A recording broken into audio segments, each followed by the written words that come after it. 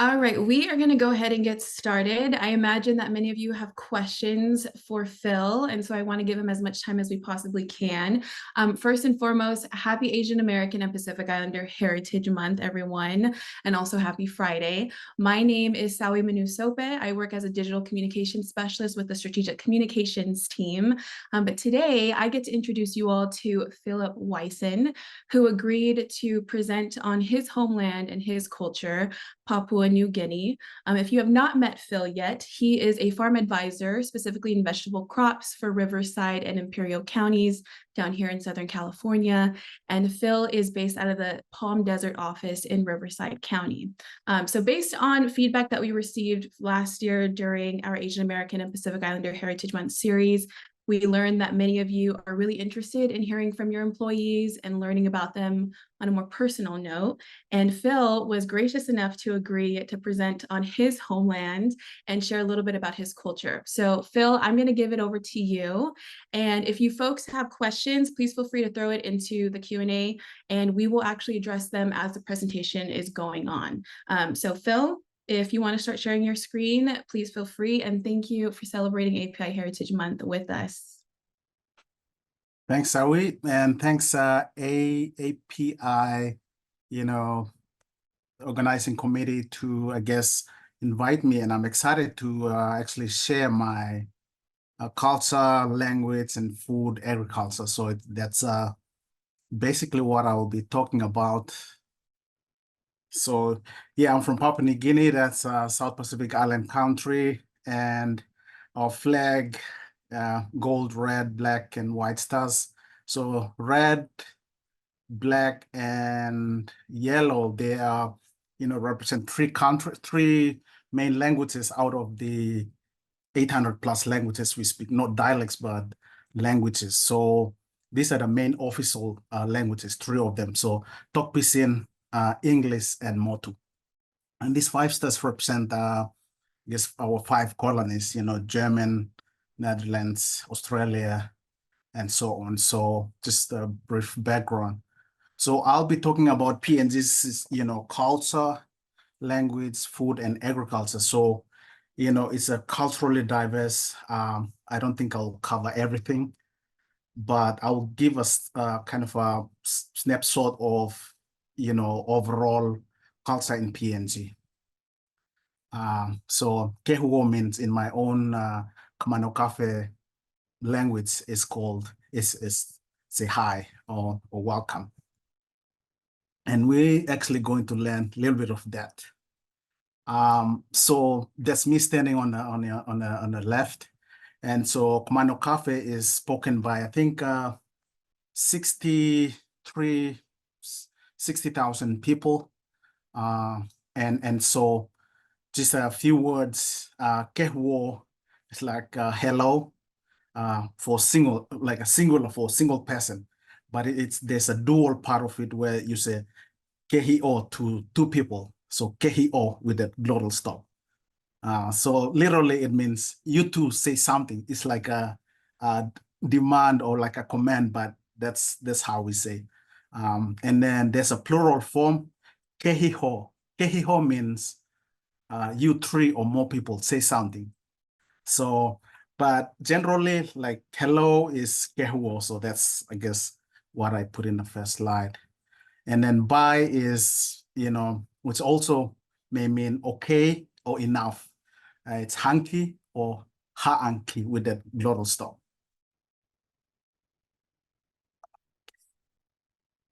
So just put everything into perspective, and put PNG where it is and on the global world map. We are right here. Papua New Guinea is a South Pacific Island country, right north of Australia. It's like 45 to an hour, flight to Cairns, which is a city around here in Australia.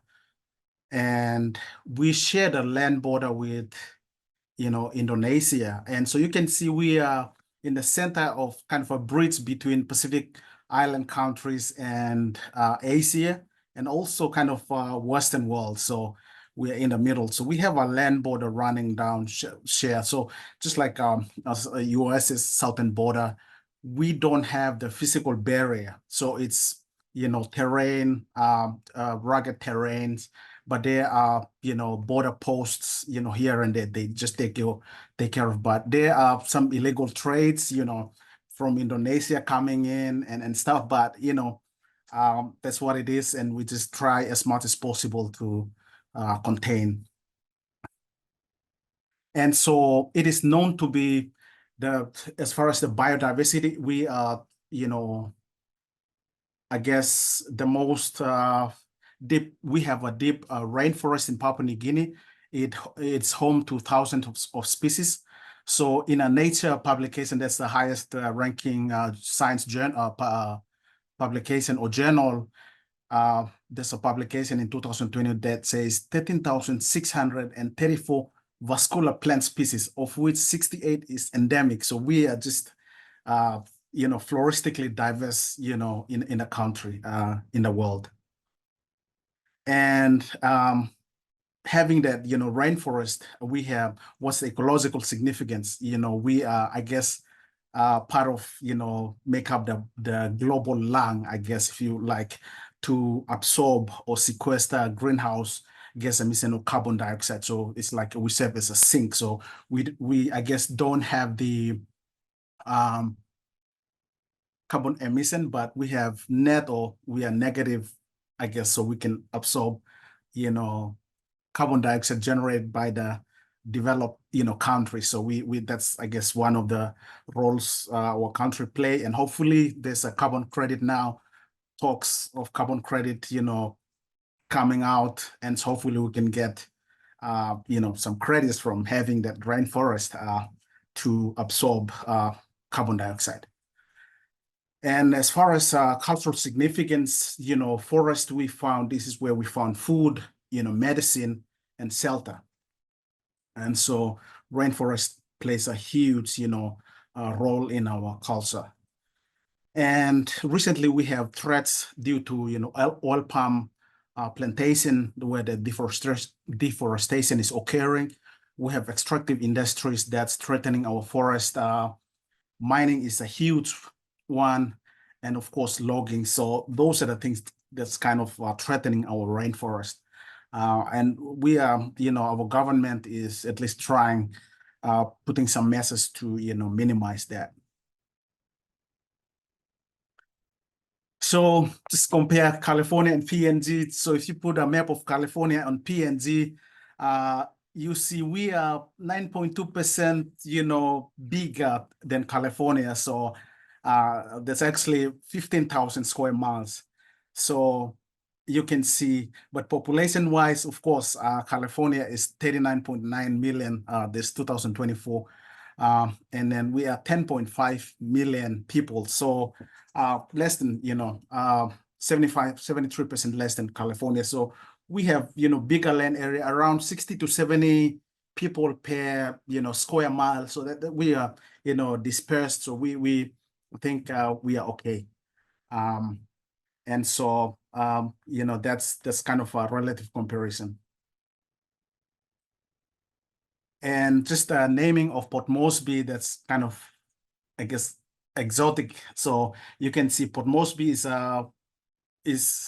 the name of British naval officer Captain John Moresby discovered, I guess, PNG back in 1873. So this is his drawing, and so that's why we got the name Port Moresby of a harbor in PNG.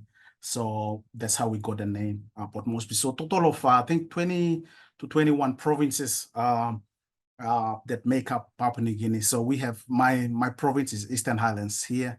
Goroka is our main town. And I think you may have heard of the recent landslide. It occurred in Anga province right here. Yes. So that's just to put you in perspective, and let's move on to our main talks. So CALSA is a huge thing in PNG, and if you're interested, I refer you to this Tourism Promotion Authority website. They have really good videos, kind of snapshot of everything that you might visit in the future. So just look at that if you're interested. But just the people, people, we are very, very diverse, unlike neighbor Pacific Island countries. And then, as I've said, we are 800 plus, different languages. So that reflect, the people. And so you can see we are proud to have some of the darkest, people, folks in our country.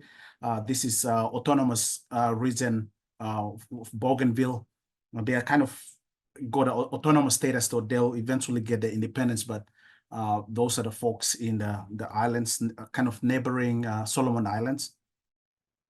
And then we have highlands in high altitude. You have this, folks, it's almost like my complexion.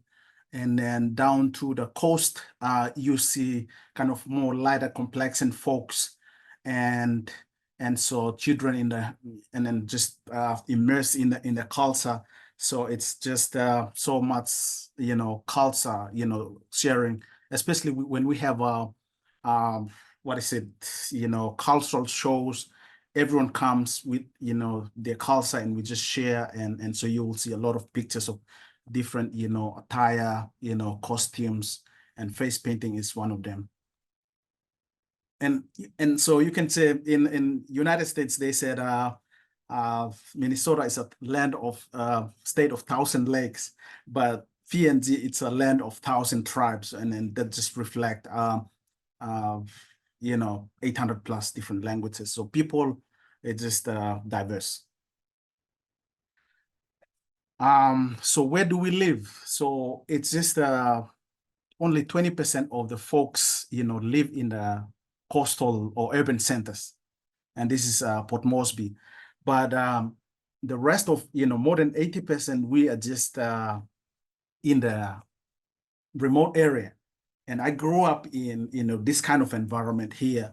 And so just having that knowledge, experience, and then coming to, even here, it gives me a sense of, how, important, just understanding two different world is just amazing, So we have traditional houses here, and these are the houses that most of 80% of the people that live in. And so in the higher altitude, you see these round houses, and then there's no window around it. It's cold up in the highlands. And so they just have those, confined, space where they live. And so they make, open fire inside. They have bed to sleep just around, and then cook inside. And so it's all covered because it's cold in the high altitude. And so they don't want the cold to come, so they keep them warm. So it keeps them warm. Compared to the coastal area, they have, kind of open our house, it's warm.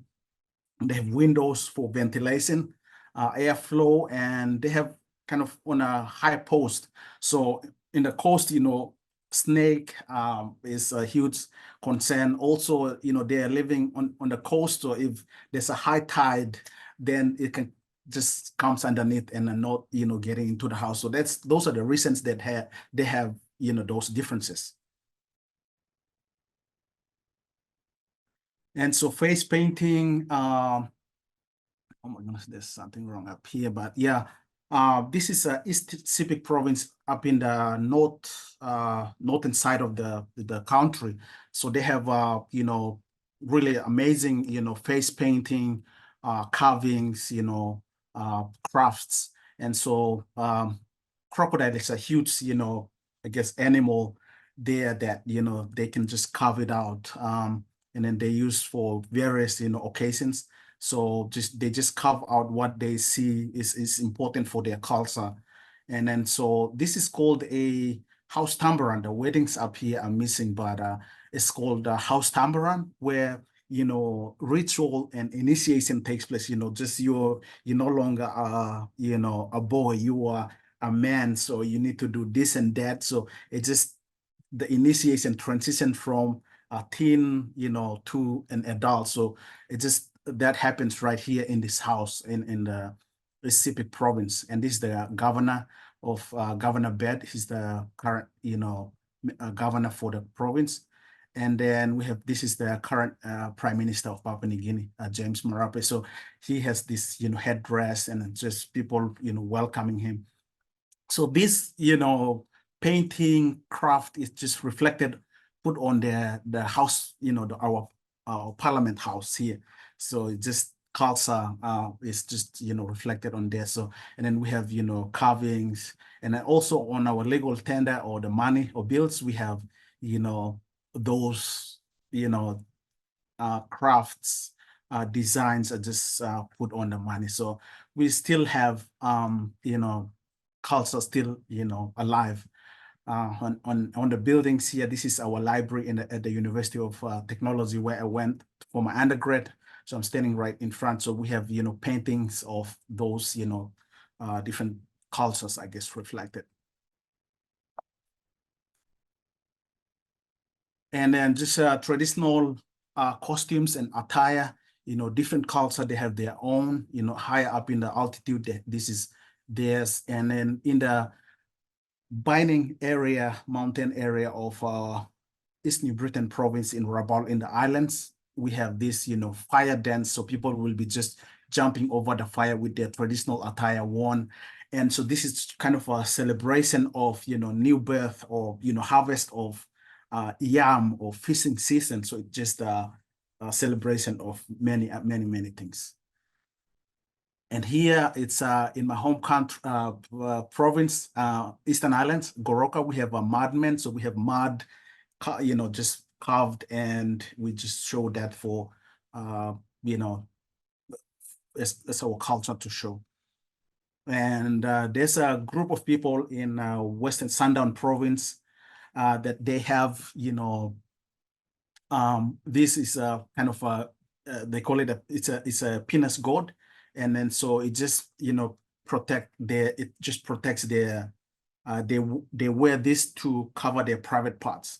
And so this is kind of a tradition that has been practiced in the past, and now it's, kind of Western influence is coming, but during the cultural show, they show that. Yes, they're proud to show that and to share with, all, the others. So, as I've said, we are really diverse in Papua New Guinea. And, just face painting, celebration of our diversity in PNG is just huge, during the cultural show, and face painting and just headdress. It's a huge thing in PNG. And then so you can see that the kids are also kind of immersed into the culture, and so it just pass on from one generation to another, which is a good thing.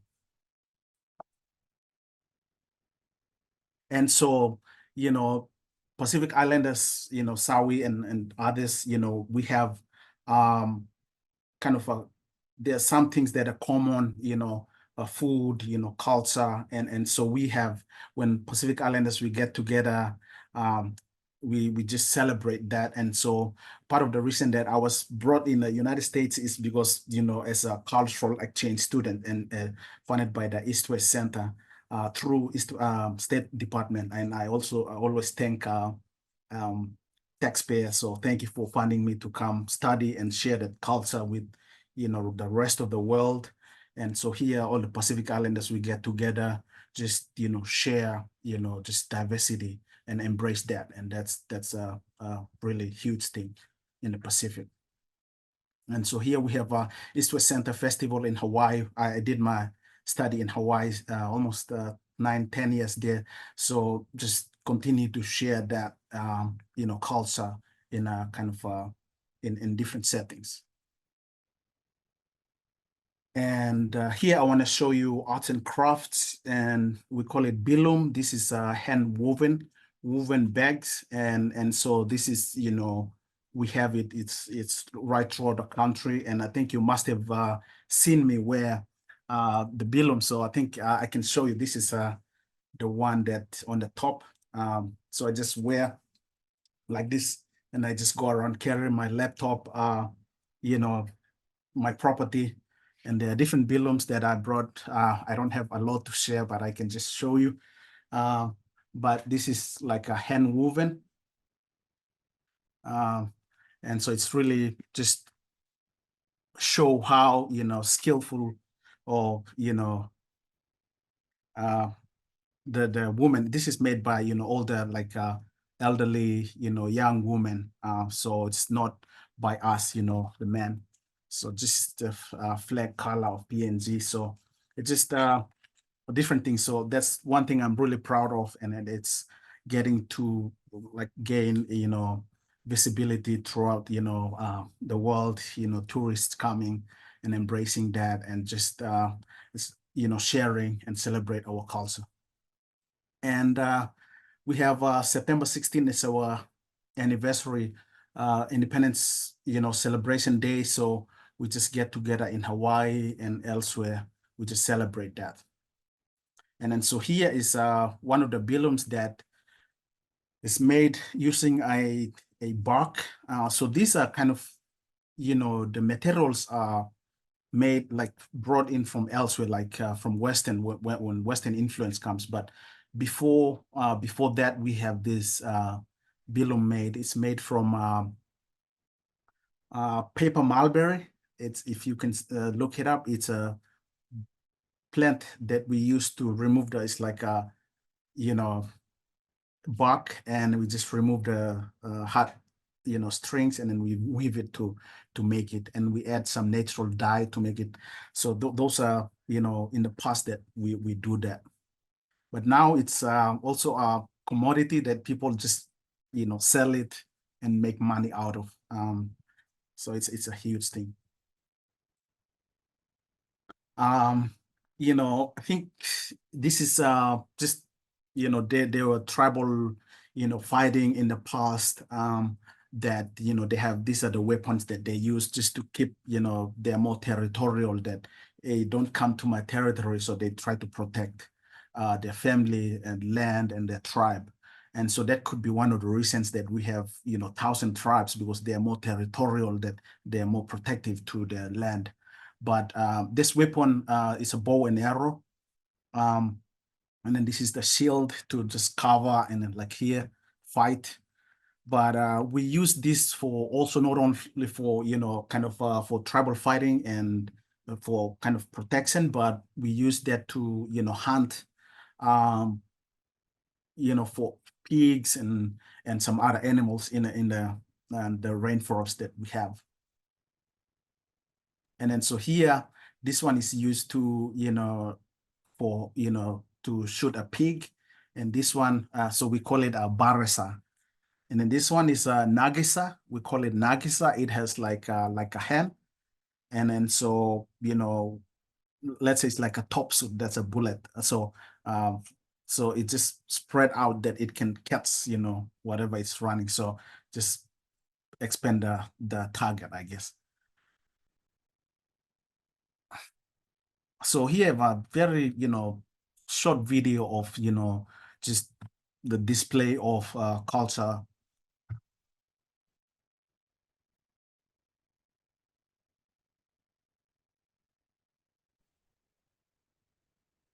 Face painting with kundu drums here.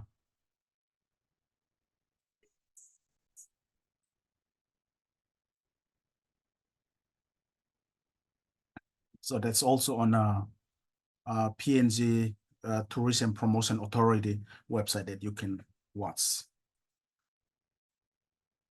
So here I want to introduce you this canoe. Traditionally, it's used to, in barter system, where they trade, this area we produce so much of, let's say yam. So let's share, trade with folks from the neighbor, region with, let's say, for taro or for something else. So they have this, they call it a lakatoi, that's in a coastal central province.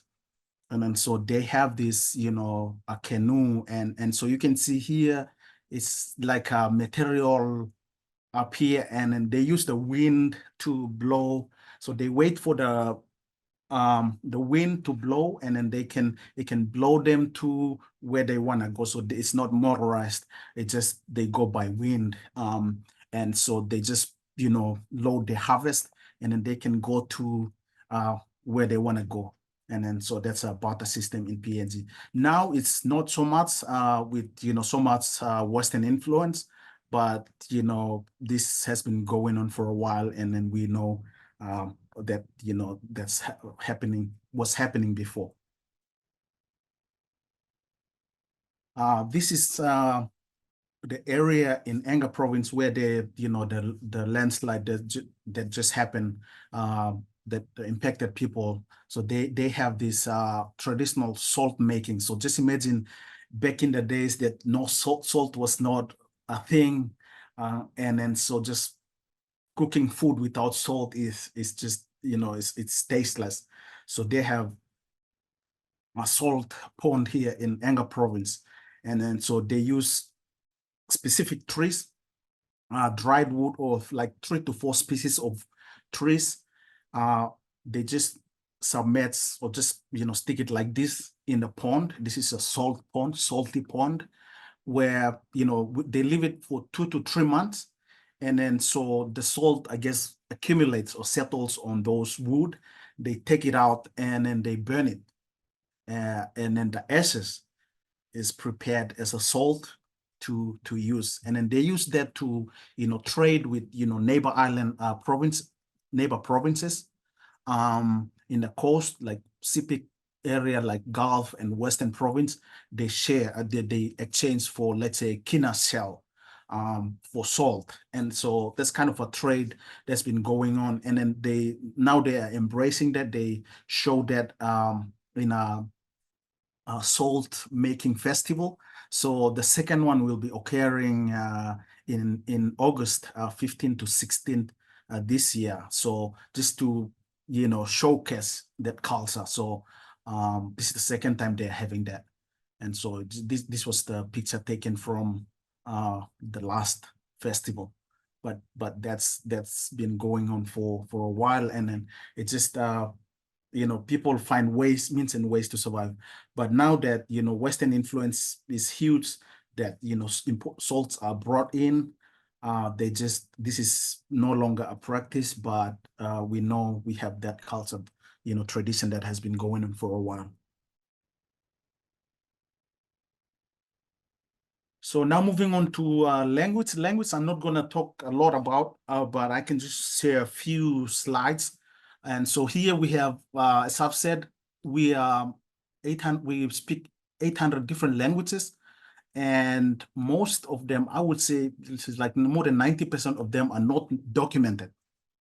It's like oral, we just speak, and there's no documentation. So, and then you can guess how many languages I speak. But actually, I can speak 3 languages and kind of briefly understand, 2 languages. So that's PNG. We just, out of 800 languages, I cannot speak all of them. And so my language is Kamano Kafe in Kainantu, Goroka here, the red circle. And then it's the family of language Trans-New Guinea. And so my language is Kamano Kafe.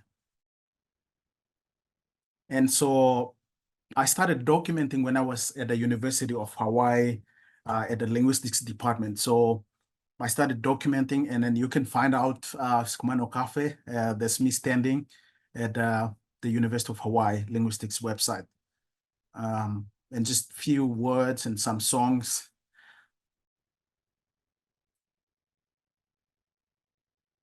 And so moving on, I want to spend some little bit of time talking about, the food. Food is a, very, very important part of our culture.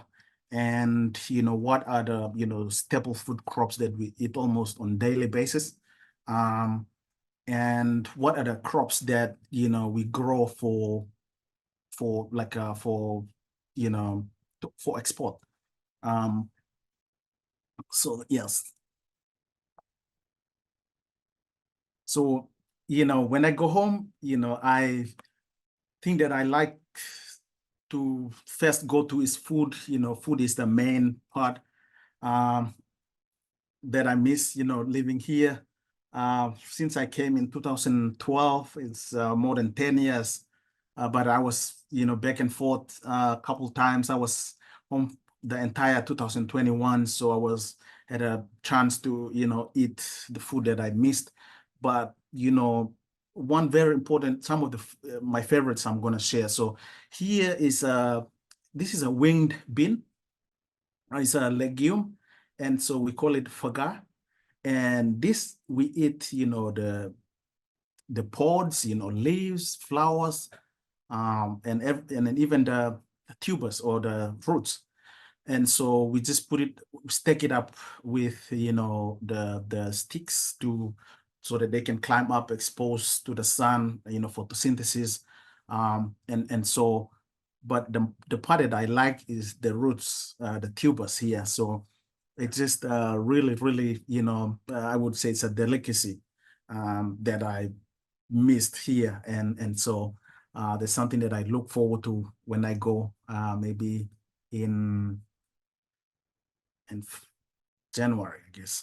But how we cook is we have imu, we call it mumu, and then in Hawaii they call it I think imu. So it's just a underground oven. We just heat up the rocks, stones, and we put the food. Wait for almost, I think, a little more than an hour, and then the food will just cook like this. And so that was me, making imu or mumu in 2021 when I was there. So,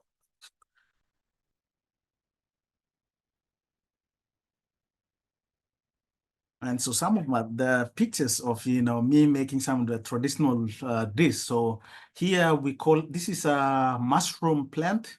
I was looking up for the name, and it's called mushroom plant. And I don't find it here, but we have a lot, and that's my favorite. If you cook with noodles, canned fish, it's just really good. But here is me making that, so mixed with lamb, and then just put it in a bamboo tube right here, and then put it over the flame. And when you take it out and then eat with sweet potato, it's just delicious. And then I miss cooking, sweet potato over the flame. And so that's, how I grew up, doing that. So bamboo, we call it tfe.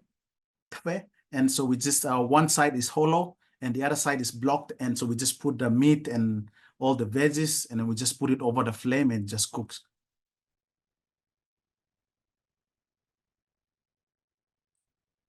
And one of the main staple food crops of, Papua New Guinea, we eat, we don't sell, we sell inside the country, but the food that we eat on a daily basis, it's not rice, it's not other things, it's sweet potato. And this is common in the, high altitude, highlands of PNG. In Tok Pisin, one of the three languages you saw, red, yellow, and black, is Tok Pisin. In Tok Pisin, we call it Kau. But in my native, language, Kamano Cafe, we call it Za'u, with the glottal stop, Za'u. There's a sweet potato. And we have many, many varieties. We know what varieties we feed pigs, livestock. We know what varieties is the best. And then we produce more than what we need. And so now you can see in the markets of, PNG, you will see, mothers just selling sweet potato in groups. And this is like less than $1 for each. And that's the very, cheap food that, I miss. And not only that, but the organic. And so just, having those, and I ask myself, why am I here? I have all the nice things in PNG, but, but I know that exists, and that's something that I look forward to, going home. And so just I want to make a small side note that, I, before 2012, I was home. We drink water from, creek that is surrounding in the forest. We don't have, like treated water, and so that's what 80% plus people are doing, drinking. And then my system is used to that, and that's okay. I mean, I don't get sick. But now I'm away from the country for more than 10 years, and going back, my immune system, I guess, is compromised. And so I'm always careful, eating or drinking, so it's not like before. So that's something that I want to bring it up. But another staple food crop is yam. This was me in 2021. I was home holding a yam. This is huge. And then so they have in a coastal area, yam is a huge, part of their food. And so they harvest and then they keep it in a yam house here. So there's a ventilation. So it's a dry ventilated place that they can keep the yam nice, dry, and they can eat, when they need over until the next season. And then so they plant, harvest, put it back. So that's Milne Bay province in Papua New Guinea is known to the main staple food crop. So this is theirs, they have yam houses that they just store the yam. So we call it avi. Yam is avi. So if I say yam house, I can say, so house in Mano Cafe, I can say no, like N-O, N-O. And then so avi no, I can say avi no. But for avi, like yam alone, I can say avi.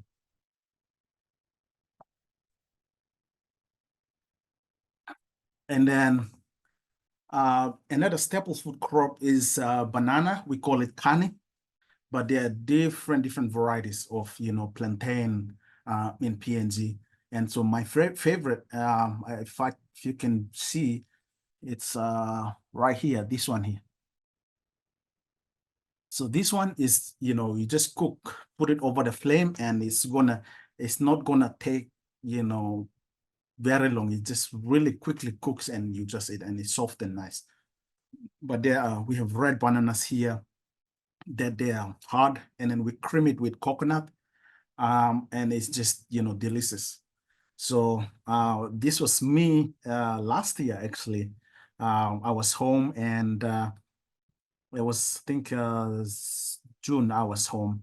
And so, this is the fried banana, red banana with, lemongrass tea.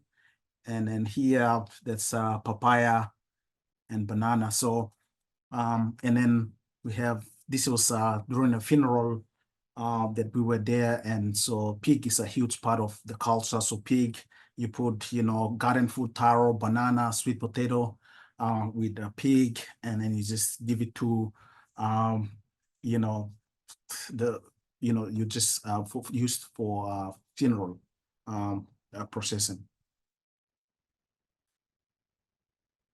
And another, staple food crop, and I think this is one is also banana, taro, common across Pacific Island countries. And then we have taro. It's huge part of the culture and food. And so that's the main staple food crop in the coastal area. We also grow up in the higher altitude highlands, but the main one is in coastal area. And this is not a marketing, promotion, but I wanna say, if you happen to see this product in taro, it's a frozen taro in the markets, please support PNG farmers. This is organic for sure. So we started, exporting taro to America. So it was last year, yeah. So we started exporting to Australia, I think New Zealand, and US.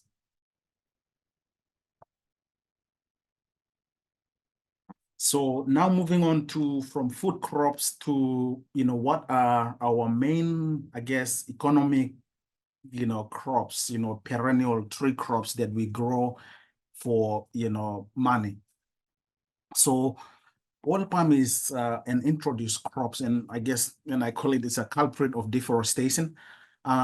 we have a deep rainforest in PNG, but now um, our deep, rainforest is threatened by, deforestation due to, oil palm plantation. And so it has huge, money related with, growing oil palm. So people are now expanding, especially in the coastal areas. That this is, we don't do that, up in a higher altitude, but it's a common now. It's a big acreage of oil palm planted.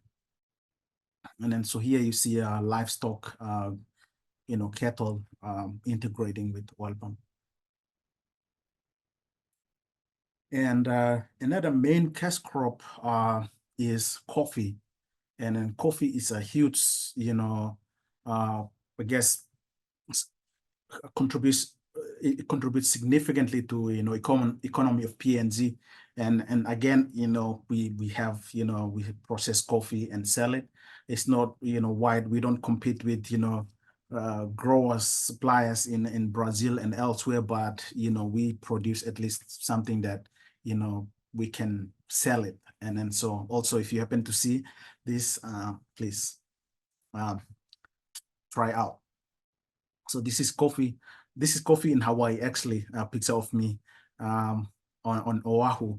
But it's we have that, in PNG. It's a huge thing.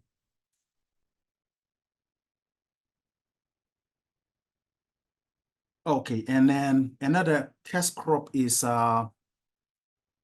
vanilla. It's, vanilla is found in, ice cream and other products. And so we have, shade trees that, they grow under the shade. And so that's kind of a secondary, cash crop, apart from, coffee being the main, coffee and cacao. I think cacao is the next one. Yes. So cocoa is the next, I guess, main economic crops, cash crops. And so we integrate, we teach, we learn from, our universities, different crops important to our own country. So this was one of the practical lessons when I was at the PNG Unitech undergrad. I think it was 2011 or 12. These are cocoa, transplants, seedlings that we plant. And then so when it's ready, it's going to be like this. And then this is the tree. If you take the trees under good condition, taken care of, they yield very, very well.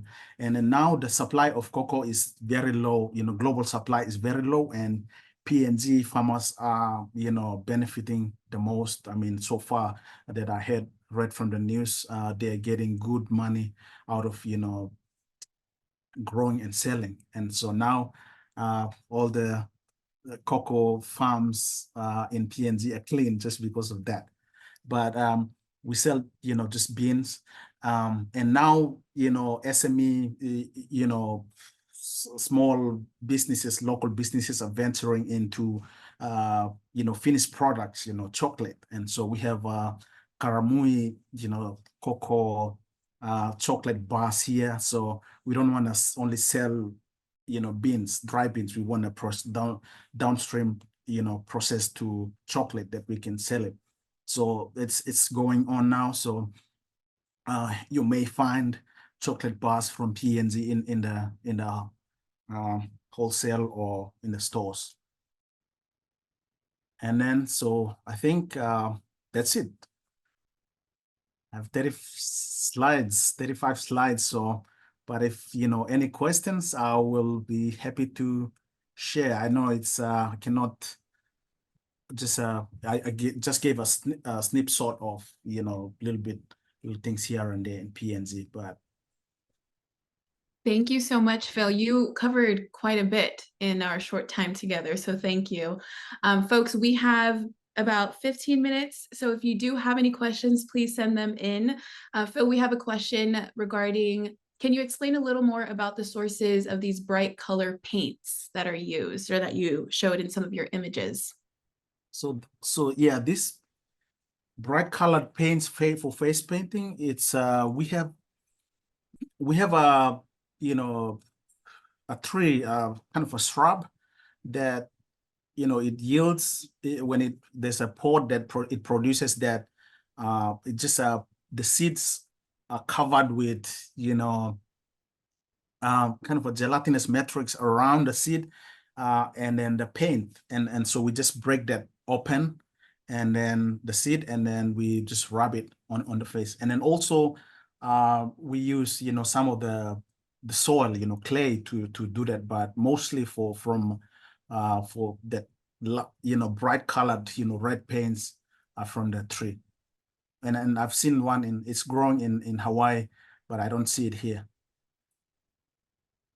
Nice. Catherine made a comment, the yam house was beautiful. Do other veggies get such treatment? The yam looks like it's living a better life than some of us in California. That's a good question.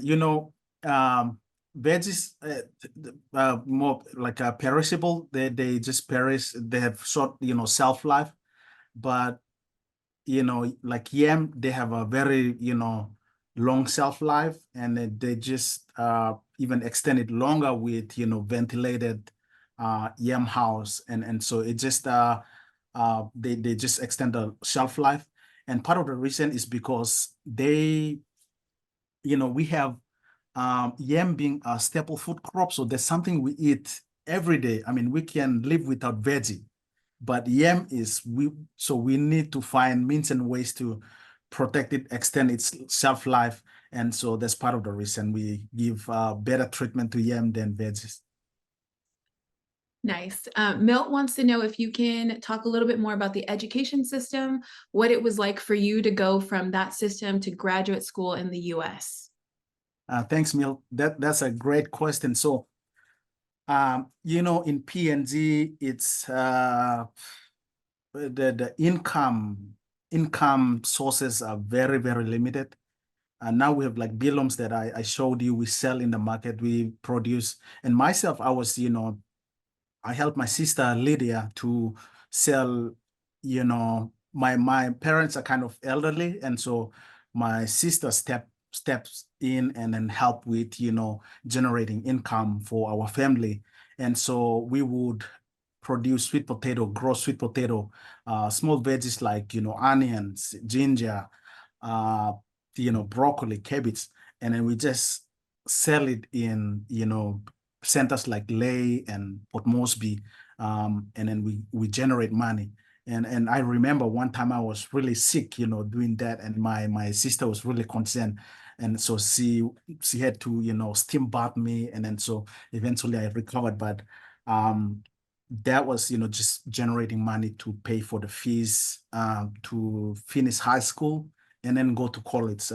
And so, unlike, US, we have, and in other developed countries, we are, more collective, community is a huge thing in PNG and of course, other Pacific Island countries.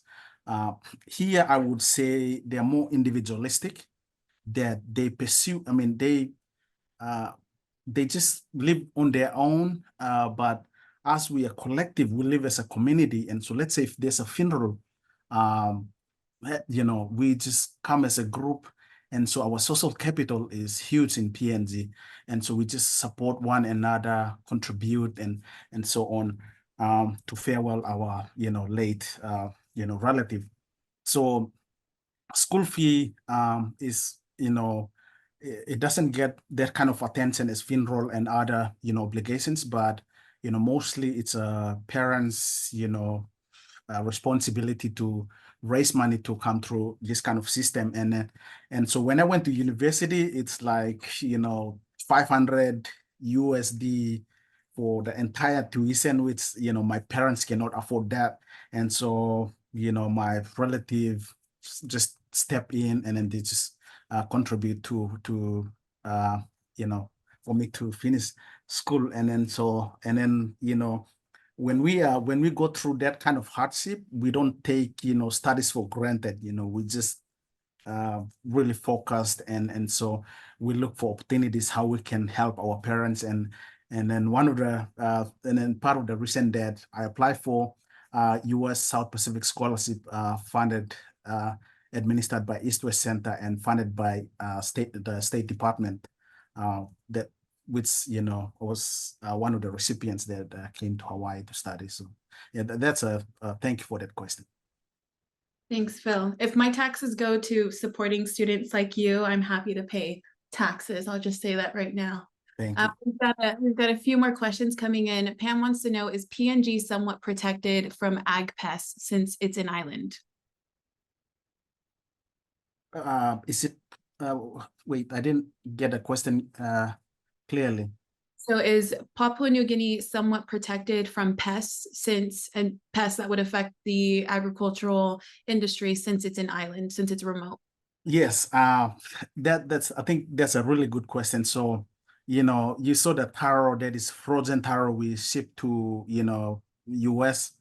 Our, phytosanitary quarantine restrictions, we cannot meet the quarantine restrictions for US, New Zealand, and Australia. So because they have, set very tough standard. And so because we are located 5 degrees south of the equator, and so rain is a wet and dry season. So year-round crop production means year-round pest and disease. And so they don't want us to spread that to the rest of the country. I mean, and so that's why we don't export most of our egg produce, which I wish we could do. I think there's something that we are trying to overcome by uh, freezing our product like taro, and then so we are, I guess, circumventing that restriction. And so yeah, I mean, PNG, it's like pest and disease is huge. Vikram asked, of the 800 languages in PNG, which ones are the most commonly spoken or used for oral and written communication? Okay, thanks, Vikram, for the question. So that, you know, Tokpisin is the one of the official language. So here, I think it's Tokpisin is the yellow and red is Motu, and English is black maybe. So Tokpisin is the main language, and that's I don't understand the rest of 800 plus languages. So Tokpisin is kind of a medium of communication with other tribes, and it's understood by the entire country.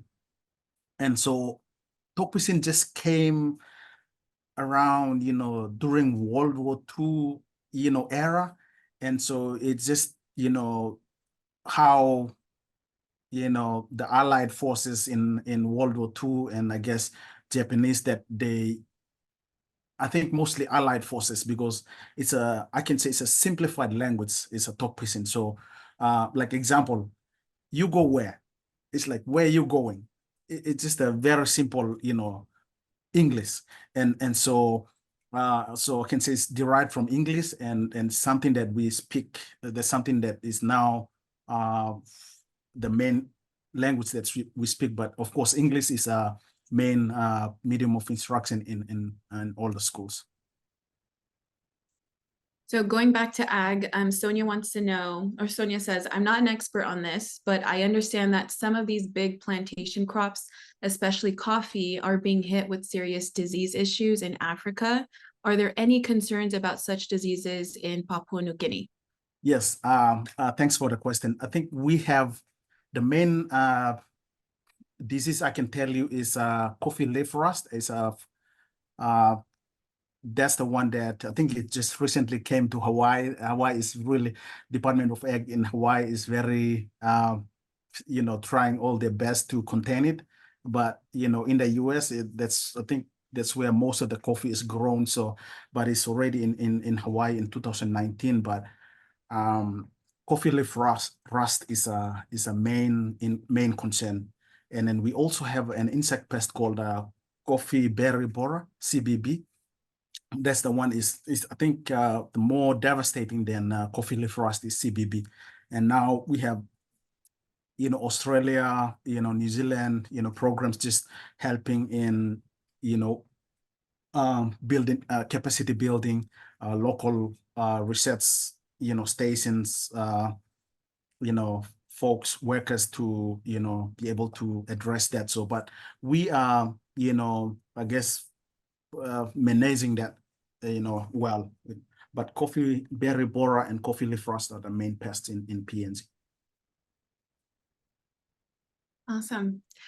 Just a few other comments, Phil, so not questions, but Jackie commented on how beautiful the blooms were, the bags that you shared. Milt says that the American Society of Horticulture Science is always looking for webinars, and if you emphasize the agricultural parts of this a bit more, they'd probably be happy to have you as a potential webinar. And Jackie and everyone else is saying thank you so much. You got a lot of love in the chat. Thank you, Mike, for putting the language in there. And also the PNG website from Pam. Last question for you from Alex Putman. Do you know how widespread banana tropical race 4 is? What is it?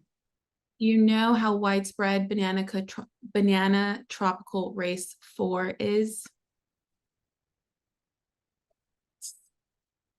So is it a disease that he's talking about, or Yeah, Alex, let's see. oh, I think if it is I think he might be talking about a Fusarium Yes. cubens on banana Fusarium wilt maybe. Alex says Fusarium wilt. Jerry says Panama disease. Oh yes, yes. So yes, the FOV4 Fusarium wilt on banana, they call it a cubens. It's a huge problem. We do have that a huge problem in PNG, and they just send any disease-looking plants. They just send me, people who know me in PNG. They just send it to me, and then I said, okay, this could be this and that. But banana FOV is Fusarium wilt is a huge problem in PNG.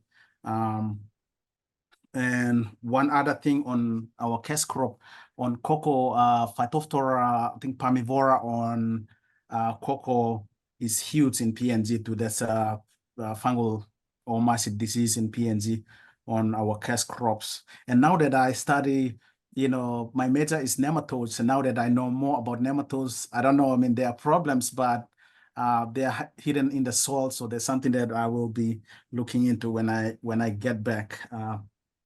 But yeah, I mean, I'm helping some of the students in PNG, on some of the projects. So, but it's a problem already in PNG, nematode, and many fungal diseases as well as insects.